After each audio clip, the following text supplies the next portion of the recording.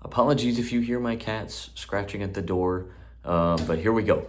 We're going to talk about something today that I feel like needs to be said, and I'm going to try to say it professionally and kindly and concisely while still making my point. And that is, don't ignore me, but don't design around me either. And I'm saying this because this week I have been part of a training where so many things have not gone right, and they are things that I have talked about ad nauseum, at length, until I am blue in the face. My face is blue as blue can get, and yet the results that I'm getting are just not results that work. And I'm at a point where I need to voice this to somebody because I'm hoping that this point can help people understand my point. We're going to start with don't ignore me. And I think in disability speak, in the world of people with disabilities put in non-disabled environments, there is trepidation and fear of either offending someone or asking too much of someone based on what they can't do. And there are times where an activity is brought forth, a game is presented, and several things might not be to my advantage, but I could still make adaptations, especially if given proper warning and time to problem solve with somebody. For example, we played a game in our gym the other day as part of a team building activity that was essentially a relay race featuring tic-tac-toe. And a tic-tac-toe board was placed on a piece of paper on the wall, and then each team would run, place their X's and O's and whatnot, and race each other. Now, nobody told me we were playing this. We went down to the gym. I had no idea what we were doing. It's echoey and loud, so I'm trying to listen to directions while there's 35, 40 people talking at once. I got the gist of it. Fortunately, in our game, my team was able to win the game before it was necessary for me to have a turn. However, that's not the point. The point is, had I been given the proper knowledge ahead of time that this is what we were going to do, I would have had ideas such as painter's tape with yarn or string underneath placed over the printed tic-tac-toe board could have allowed me to play using a tactile board. Masking tape and a couple different objects, doesn't even really matter what they are. It could be a ping pong ball and a post-it note, or paper clip with tape and a pencil to markate the X's versus the O's.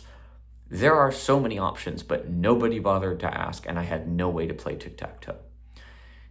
Biggest deal in the world? Absolutely not. You miss an activity here or there, that's something I am profoundly used to. However, it starts to add up. And in a job where I think a lot of my coworkers don't always understand what I could be capable of because they don't ask, and I'm often not given the proper lead time to problem solve and to use a term that I've used on this channel several times, accessibilize something. When I don't have that time, I just don't get to do the thing. And everyone else shows up, hears about it, gets it visually, figures it out. And I can't do that.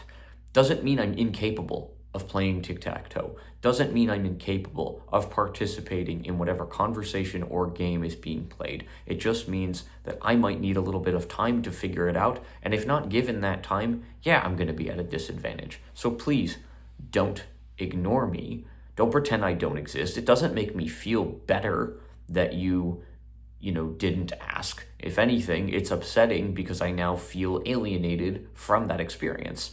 Or I feel like, someone doesn't really care that I exist enough to ask.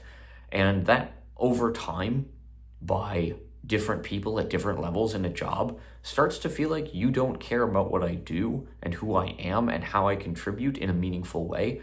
And that adds up over time. So don't ignore me. On the flip side, don't design around me. Don't create environments, spaces, and practices that don't involve accessibility. Don't intentionally do things that don't work for me over and over and over again. This afternoon, we played a game in our gym.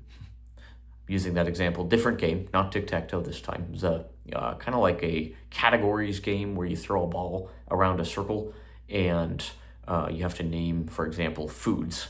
And if the first person says pizza, and then second, third, fourth people all say different foods, but the fifth person says pizza, that fifth person is out.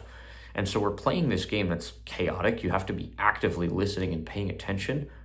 And we're playing it in a room where, again, there's 35, 40 people. There was 2 circles, different games going on at the same time, with much talking other than just the people taking turns. And so at any given time, there were 7 to 12 to 25 voices at the same time. So I'm trying to listen intently to my group, knowing when my turn was going to come, because they would say my name before they would throw me the ball, which I appreciated.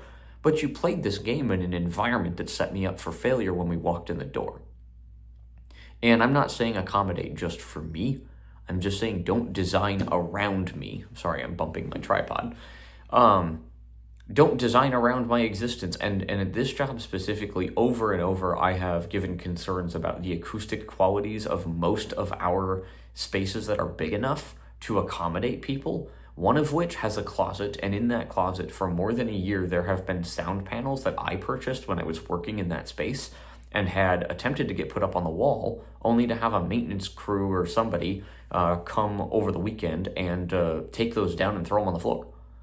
So the message was sent, we don't care what accommodation you need, it's not going up. And then in the year since, there has been really no effort to do that in any other way, whether it's putting those specific panels back up, finding a way to mount some kind of acoustic paneling, or sound dampening in some of our spaces. And it's a concern I've brought up repeatedly. And I feel like designing around me in that case is you are not allowing for me to achieve my highest success, or for, quite frankly, the students I work with, the same liberty. And you're designing around me by not, you're complicit in the implementation of a system that doesn't work. And I think that counts as designing around disability. And these things add up. All right, I'm going to give another example of kind of both of these things, the ignoring me and designing around me. The sharing of a schedule that was semi-accessible in with VoiceOver in a Teams chat that I was not given when everyone else was given the paper copies initially. The shift schedule that I think now I have. But the point being, I am articulate about what I need and when I need it. And 9 times out of 10 at this job, I don't have them ahead of time so that I can actually be familiar with something. And I'm lucky to get it when everybody else does, if not later. And it just sends a message, again, that it's an inconvenience to adapt things. It's an inconvenience to have to do this extra thing. And so I'll do it, but it'll be done after the fact. It'll be done later, if at all. And it's really frustrating to be as competent in my job as I feel like I am, and yet to have so many of my coworkers be, and it's not any one person's fault, but for so many people to be quite literally ignorant, as in not understanding what I may or may not be capable of because they've never asked, or the systems that have been put in place haven't been put in place strong enough that the need for strong communication and accessibility is made commonplace. And I've been at this job in particular for 2 years, a little over 2 years now. And it's really, really frustrating to feel like I am articulating these things as professionally, as calmly, and yet as persistently as I feel I'm capable while walking the line of professional etiquette and attitude, and yet to be not ignored purposefully, but that doesn't mean I'm not being ignored. And I wanted to talk about this because I think these are things that happen a lot, that ignoring the problem, number one, does not make it go away. It does not mean that you are not obligated to help me. It also doesn't mean I'm incapable or inferior as an employee or a friend or whatever that role is that I'm playing in that moment. It just means that it might take a slightly different methodology to get us to a solution that if I'm made aware, I've been living like this for almost 28 years, 27 and a half years. I'm used to it.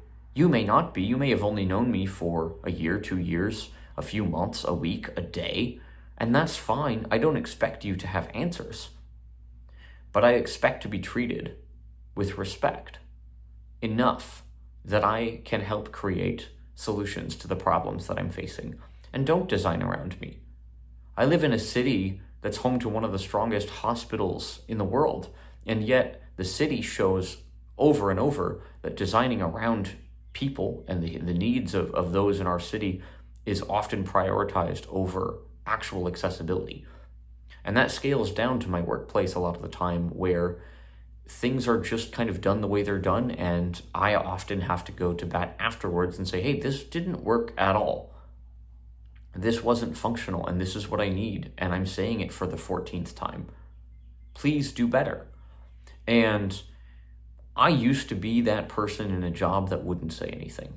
I used to not rock the boat because I felt like, well, as someone with a disability, I'm already kind of asking a lot of the systems and the people around me to exist, and I don't want to further that by asking for additional things. However, what I've realized is, number one, if I can ask for those additional things, get the help, get the tools, get the support that I need, not only can I be a stronger, worker, employee, teacher, again, friend, whatever the role is that I'm playing, but I can help to make the world better if approached.